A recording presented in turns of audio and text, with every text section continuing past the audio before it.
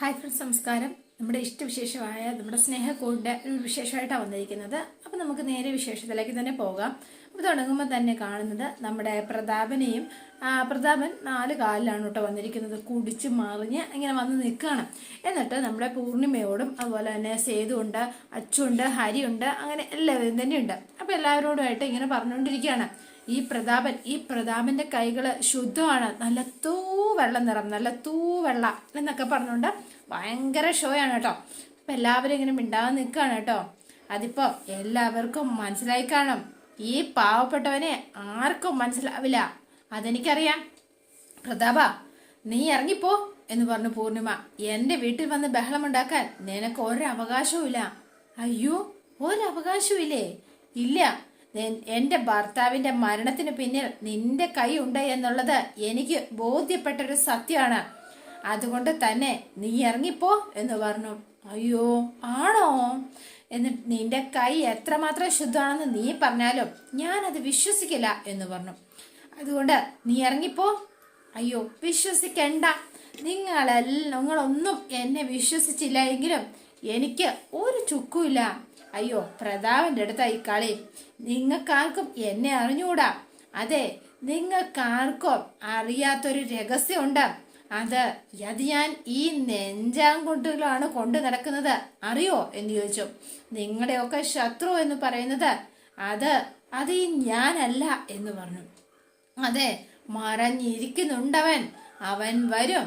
ആ രഹസ്യങ്ങളുടെ ഒരു വലിയ മഞ്ഞുമലകൾക്കപ്പുറം അവൻ മറഞ്ഞിരിപ്പുണ്ട്. കണ്ടോ, നീ ഞങ്ങളെ വഴിതെറ്റിക്കാൻ ഇതല്ല ഇതിലപ്പുറവും പറയുമെന്ന് ഞങ്ങൾക്കറിയാം. അതുകൊണ്ട് ധൈര്യമുണ്ടെങ്കിൽ പേര് പറ നീ ആ ശത്രുവിന്റെ, ഞങ്ങളൂടി ഒന്ന് അറിയട്ടെ എന്ന് പറഞ്ഞു. എന്നിട്ട് ഇവൻ ചിരിക്കാണ് കേട്ടോ. അയ്യോ, അങ്ങനെ ഇപ്പോ തൽക്കാലം അറിയണ്ട. അത് ഞാനേ അനുഭവം വരുമ്പോ നിങ്ങളങ്ങ് പഠിച്ചാ മതി. പിന്നെ ശക്തനാണ് അവൻ ആരാണെന്ന് നിങ്ങൾ അറിയും ഉടൻ തന്നെ എന്ന് പറഞ്ഞു. ബുദ്ധിയുള്ളവനാണ് അവൻ ബുദ്ധിപൂർവമേ കളിക്കൂ. പക്ഷെ എന്തുകൊണ്ടും നിങ്ങൾക്കെതിരെ അവനായി എന്ന് എനിക്ക് എത്ര ആലോചിച്ചിട്ടും എനിക്ക് ഇതുവരെയും മനസ്സിലായിട്ടില്ല എന്ന് പറഞ്ഞു. വേണ്ട, എനിക്കിനി തൽക്കാലം അത് മനസ്സിലാവുകയും വേണ്ട എന്ന് പറഞ്ഞു. അപ്പോ പറഞ്ഞ എന്താന്ന് വെച്ചാ ചെറിയൊരു കാര്യം മാത്രമേ ഉള്ളൂ. ദേ ഒരു കാര്യം ഞാൻ പറഞ്ഞേക്കാം, എന്നെ ഉപദ്രവിക്കാൻ വരരുത്, മനസ്സിലായോ? നിങ്ങൾക്ക് വന്നാൽ ഞാൻ ഇനി തിരിച്ചടിച്ചിരിക്കും എന്ന് പറഞ്ഞ പ്രതാപൻ. അത് ഇനിയിപ്പോ താങ്ങാനുള്ള ശേഷി ചിലപ്പോ നിങ്ങൾക്ക് ഉണ്ടാവില്ല, ഇവിടെയുള്ള ഒറ്റ ഒരെണ്ണത്തിനും. മനസ്സിലായോ എന്ന് ചോദിച്ചോണ്ട് പ്രതാപൻ ഊച്ചാളിത്തരം കാണിക്കാണ്.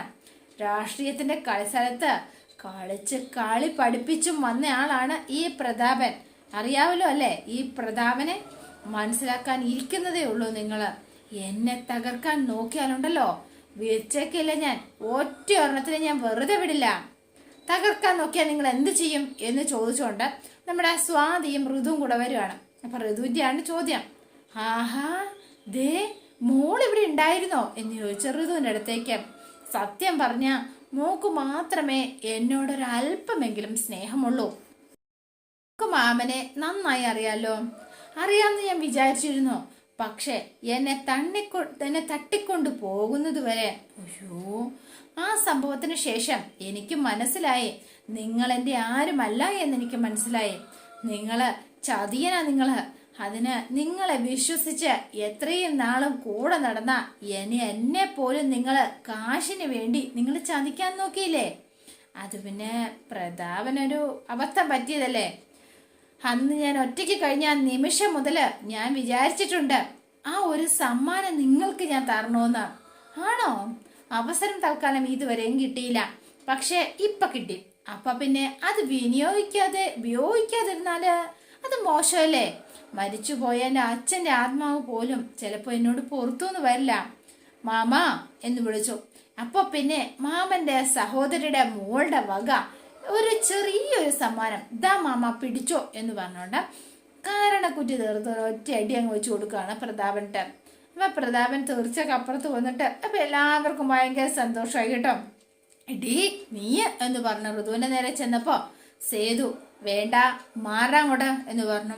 ചേച്ചി എന്ന് വിളിച്ച് പൂർണിമയുടെ നേരെയായി അടുത്തത്.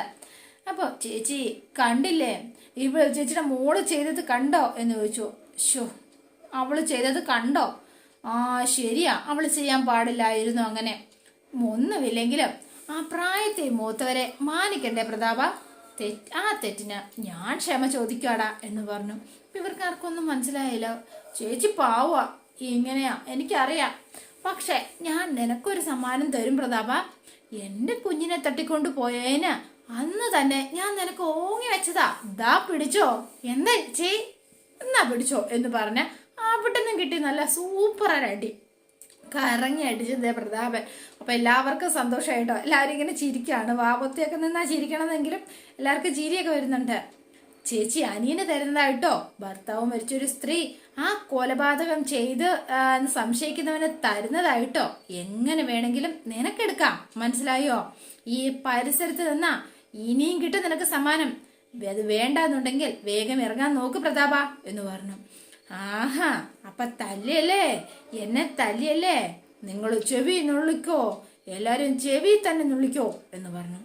നിങ്ങളെ ഇതേ ഈ പ്രതാപൻ അത് തിരിച്ചടി തന്നിരിക്കും.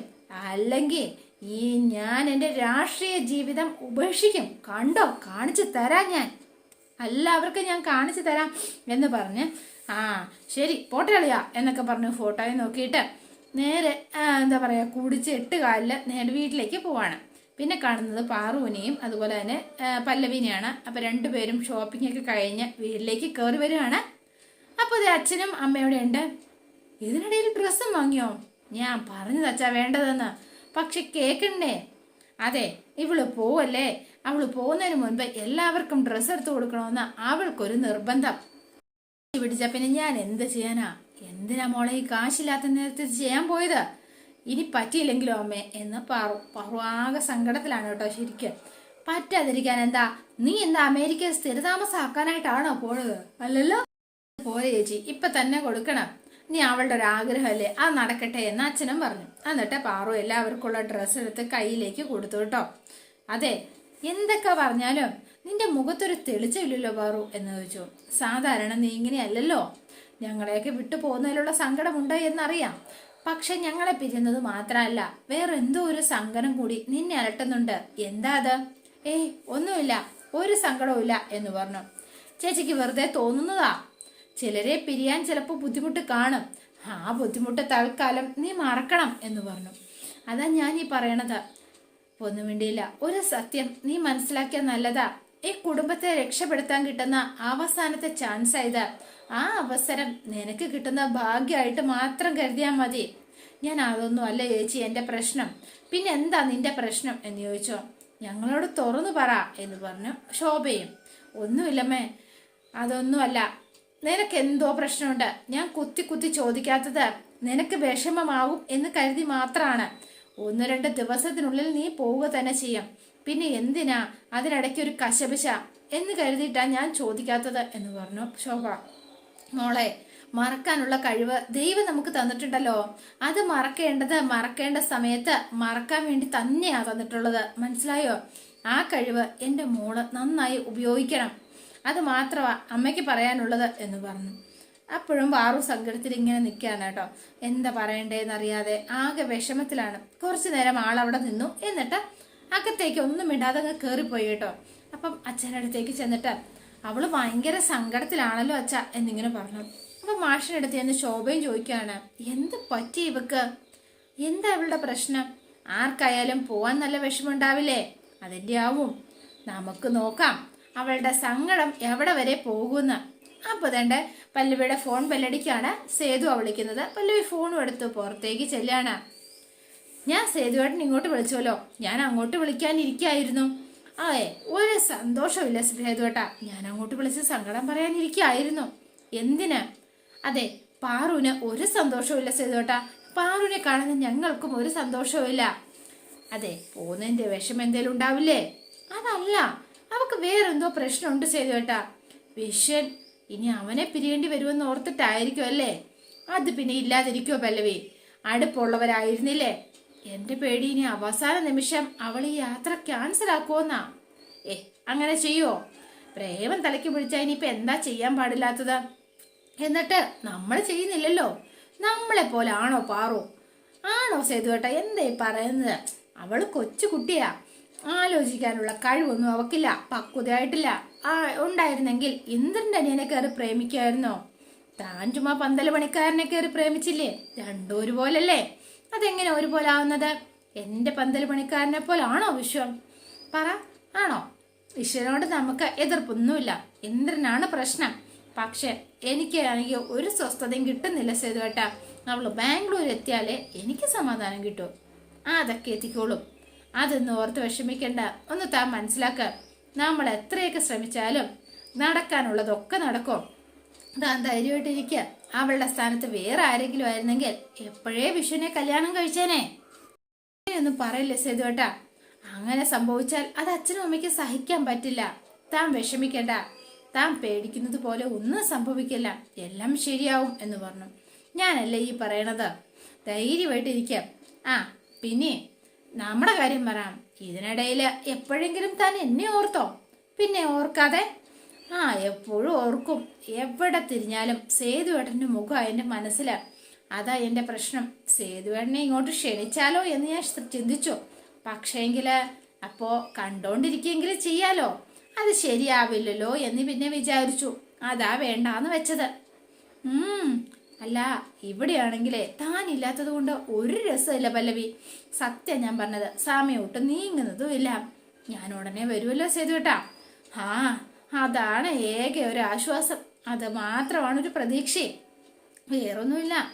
അതെ, വേഗം ഒന്നും പാറു പോയാൽ മതിയായിരുന്നു. പോയാ തന്റെ വിഷമം മാറും, എന്റെ കാത്തിരിപ്പ് അവസാനിക്കും. അതെ, അത് തന്നെ. എന്നാ ശരി, വെക്കട്ടെ, പിന്നെ വിളിക്കാം. എന്നാ ശരി എന്ന് പറഞ്ഞു ഫോൺ വെച്ചു. അപ്പൊ ഫോൺ വെച്ച ശേഷം പിന്നെ നമ്മൾ കാണുന്ന ഇന്ദ്രനെയാണ്. അപ്പൊ ഇന്ദ്രൻ നമ്മുടെ പ്രതാപന്റെ കയ്യിൽ നിന്ന് ആധാറും വാങ്ങി നേരെ രജിസ്റ്റർ ഓഫീസിലേക്ക് എത്തുകയാണ് കേട്ടോ. അപ്പം ഉടനെ തന്നെ ഇന്ദ്രൻ ശരവണ എന്ന് വിളിച്ചു. ശരവണനെ വിളിച്ചിട്ട് തന്നെയാണ് വന്നിരിക്കുന്നത്. അപ്പൊ വേഗം തന്നെ, ഹലോ, എത്ര നാളായി കണ്ടിട്ട്, എന്താടാ വിശേഷം? സുഖല്ലേ? സുഖം തന്നെ. ഈ സാധനത്തിന്റെ ഭാവിയും ഭൂതവും വർത്തമാനവും അറിയണം. പാണയത്തിനടുത്ത് കാശ് കൊടുക്കാൻ പോവാ. എന്റെ പൊന്നെണ്ണ, അതിന് എന്നെ ബുദ്ധിമുട്ടിക്കല്ല ചെയ്യേണ്ടത്. എൻകം ബ്രാൻഡ്സ് എന്ന് പറഞ്ഞൊരു സാധനമുണ്ട്, ബാധ്യതാ സർട്ടിഫിക്കറ്റ്. അതെടുത്ത് നോക്കണം. അപ്പൊ അറിയാം വസ്തുവക ഓക്കെ ആണോ അല്ലയോ എന്ന്. അതൊക്കെ എനിക്കറിയാം. നീ ഒരു കാര്യം ചെയ്തേ, എന്തായാലും നീ ഓക്കെ ആണെന്ന് പറയാൻ കേൾക്കാനാ എനിക്കിഷ്ടം. നീ ഒരു കാര്യം ചെയ്യാം, എന്റെ ഇൻഷുറൻസ് സർട്ടിഫിക്കറ്റ് എന്ന് പറയുന്നത് നീയാടാ. അതുകൊണ്ട് വെറുതെ അല്ലല്ലോ, കൈ നിറച്ച് കാശ് തരുന്നില്ലേ, പിന്നെന്താ. അപ്പോ ഞാൻ പറയുന്നത് പോലെ നീ ചെയ്യണം. ഓ, ചെയ്യാം ചെയ്യാം ചെയ്യാം എന്ന് പറഞ്ഞു. അപ്പൊ ശരിയടാ എന്ന് പറഞ്ഞു ഇന്ദ്രൻ അങ്ങനെ ഇറങ്ങുമ്പോഴാണ് നമ്മുടെ പാറുവിന്റെയും വിശ്വത്തിന്റെയും ഫോട്ടോ പരസ്യത്തിനിട്ടിരിക്കുന്നത് കാണുന്നത്. ഇന്ദ്രൻ ഒന്ന് ഞെട്ടി. അണ്ണാ എന്ന് വിളിച്ചു. എന്താ ഇങ്ങനെ നോക്കി നിൽക്കണത് എന്ന് ചോദിച്ചു ആ ഫോട്ടോയില്. അപ്പൊ ശരവണൻ ചോദിച്ചപ്പോ, അതെ, പാവങ്ങളാ, വീട്ടുകാർ സമ്മതിക്കുന്നില്ലാന്നേ. ഈ ശരവണന്റെ അടുത്ത് വന്ന് പെട്ടു. ശരവണൻ കൈവിടുവോ? സാക്ഷാൽ പഴനിയാണ്ടവനും ഈ ശരവണൻ പോലെയാ. ഒരു കാര്യത്തിൽ ഒറ്റക്കെട്ടാ. അഭയം ചോദിച്ചു വിടുന്നവരെ കൈവിടില്ലെന്നേ, ഉറപ്പ്. എത്ര ദിവസമായി ഇങ്ങനെ കിടക്കാൻ തുടങ്ങിയിട്ട്? അതോ, എന്തു പറ്റി? അല്ല, എന്തെങ്കിലും പ്രശ്നം ഉണ്ടോ? അവരറിയുവോ എന്ന് ചോദിച്ചു. എന്ന് പറഞ്ഞു. അപ്പൊ കുറച്ചു നേരം ഇങ്ങനെ എന്നിട്ട്, എടോ വേറൊന്നുമല്ല, ഇതിങ്ങനെ പരസ്യമായി കിടന്നാലാ ആരെങ്കിലും കാണില്ലേ എന്ന് ചോദിച്ചു. അതെ, ഇവരെ അറിയാവുന്നവരാരെങ്കിലും കണ്ടാ അറിഞ്ഞാല് അത് പ്രശ്നാവില്ലേ? വീട്ടിലറിയും, കല്യാണം ബന്ധുക്കൾ തടയും, അതൊക്കെ മോശാവില്ലേ? അല്ലണ്ണ, ഇതിവിടെ കാശ് തന്നു, അത് മാറ്റണമെങ്കിൽ വേറെ കാശ് തരണം. കാശ് തരാതെ ശരവണൻ ഒന്നിനും വണങ്ങില്ല എന്ന് പറഞ്ഞു. അപ്പം നേരെ ഇന്ദ്രൻ അത് വലിച്ചങ്ങ് പറിച്ചു കേട്ടോ. പറിച്ച് കൈ ചുരുട്ടി ഇങ്ങനെ പിടിച്ചേക്കാണ്. അപ്പൊ ശരവണനൊന്നും മനസ്സിലായില്ല ഇതെന്ത് കാണിക്കുന്നത് എന്ന്. എന്നിട്ട്, അണ്ണ ഇതെന്ത് പണിയാ കാണിച്ചത് എന്ന് ചോദിച്ചു. ഇതെന്ത് ഇങ്ങനെ? അപ്പൊ നിനക്ക് ശരവണന് പൈസ തന്നാലെല്ലാം സെറ്റ് ആവുമല്ലോ. എന്നിട്ട് പോക്കറ്റിൽ നിന്ന് കാശ് എടുത്ത് ഇവന്റെ കീശ വെച്ചു കൊടുത്തു. ഇനി നീ കാശ് കിട്ടാത്തത് കൊണ്ട് ഇനി വീണ്ടും ഈ പടം ഒട്ടിക്കണ്ട. പാവങ്ങളല്ലേടാ ശരവണ, ജീവിച്ചു പൊക്കോട്ടെ. നമ്മൾ ഇവരെ പോലുള്ളവരോടൊക്കെ ദയ കാണിക്കണ്ടേ എന്ന് ചോദിച്ചു. എങ്ങനെങ്കിലും പിഴച്ചു പോട്ടെ രണ്ടാളും. ആയിക്കോട്ടെ, ആര് തന്നാലും ശരവണ്ണന് കാശ് കിട്ടിയാൽ മതി. അവരറിയുന്നില്ലല്ലോ നിങ്ങളെ പോലെ ഒരാൾ ഇങ്ങനെ ഒരാൾ ചെയ്യുന്നുണ്ടത്. അത് തന്നെ. അപ്പൊ കാശ് കുറെ ഉണ്ടാക്കുന്നുണ്ടല്ലേടാ.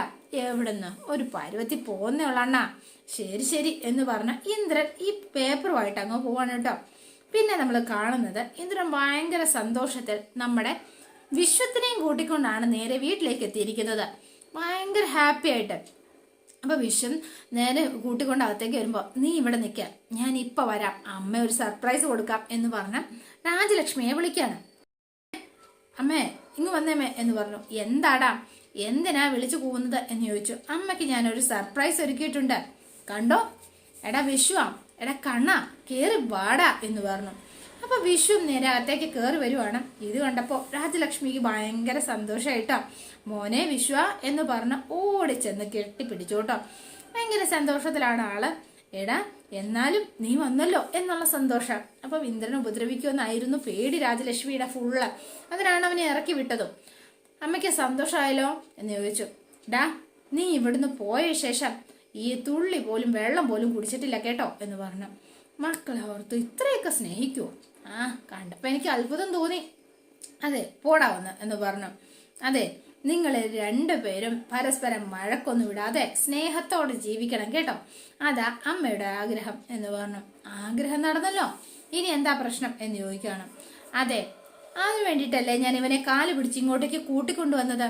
ഇനി ഞങ്ങൾക്കിടയിൽ ഒരു പ്രശ്നം ഉണ്ടാവില്ല അല്ലട വിശ്വ എന്ന് ചോദിച്ചു. ഇവൻ പ്രശ്നമൊന്നും ഉണ്ടാക്കില്ല എന്ന് എനിക്ക് ഉറപ്പാ. പക്ഷെ ഇന്ദ്ര അതുപോലെ അല്ല നീ എപ്പം എങ്ങനെ പെരുമാറുമെന്ന് എനിക്കറിയാൻ പറ്റില്ല. അമ്മയ്ക്ക് ഇപ്പോഴും സംശയമാണോ? നീ പ്രവർത്തിക്കുന്ന അതുപോലെയാ ഇന്ദ്ര. നോക്ക്, ഒന്നും നിന്റെ കുറ്റമല്ലായിരിക്കാം, പക്ഷെ നീ എന്ത് ചെയ്യുന്നു എന്നൊന്നും മുൻകൂട്ടി പറയാൻ പറ്റില്ല. അതുകൊണ്ട് നീ ഉള്ളപ്പോ സത്യം പറഞ്ഞാല് എപ്പോഴും എൻ്റെ മനസ്സിലൊരു പേടിയാ.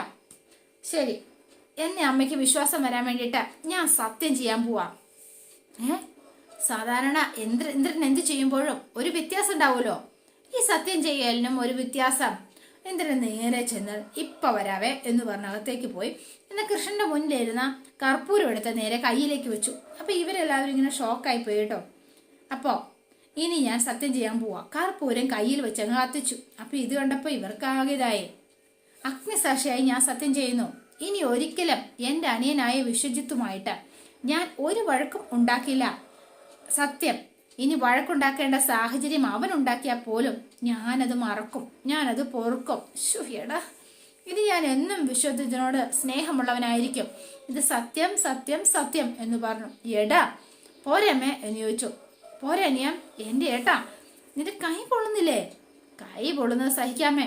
ദേ എന്തെങ്കിലും കുഴപ്പമുണ്ടെന്ന് തോന്നിയാ ഇതങ്ങോട്ട് കളഞ്ഞാൽ മതി എന്ന് പറഞ്ഞ് കയ്യിൽ പുറത്തേക്ക് എറിയാണ്. അതിലും വലുതാമേ ഒരു കാര്യമുണ്ട് എന്ന് പറഞ്ഞു. പക്ഷെ മനസ്സ് അത് പൊള്ളിയാലുണ്ടല്ലോ അമ്മേ, അത് പൊള്ളിയാലമ്മേ പ്രശ്നം എന്ന് പറഞ്ഞു. എത്ര ശ്രമിച്ചാലും അത് മനസ്സിൽ നിന്ന് കളയാൻ പറ്റില്ല, അതൊരു സത്യമായൊരു കാര്യമാണ് എന്ന് പറഞ്ഞു. ആ വേദന ഇങ്ങനെ നീറി ഇങ്ങനെ നിന്നുകൊണ്ടേയിരിക്കും എന്ന് പറഞ്ഞു. അതിപ്പോ സഹിക്കാതെ ഇപ്പൊ എന്ത് ചെയ്യാനാ അല്ലേ എന്ന് ചോദിച്ചോണ്ട് ഇന്ദ്രനും അപ്പൊ ഇവരിങ്ങനെ നിൽക്കുകയാണ്.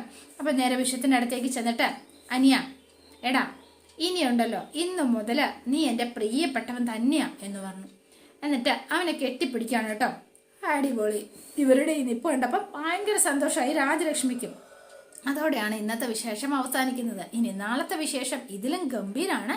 അപ്പം എല്ലാവരും വെയിറ്റ് ചെയ്യുക. ഇഷ്ടപ്പെട്ടുവെങ്കിൽ ലൈക്ക് ചെയ്യുക, ഷെയർ ചെയ്യുക, തൊട്ടടുത്ത് ആ ബെൽ ബട്ടൺ കൂടെ ഒന്ന് ഞെക്കുകയാണെങ്കിൽ ഞാൻ ഇടുമ്പോൾ തന്നെ നോട്ടിഫിക്കേഷൻ ലഭിക്കുന്നതായിരിക്കും. പുതുപുത്തൻ വിശേഷമായിട്ട് എത്താം. Bye and see you again.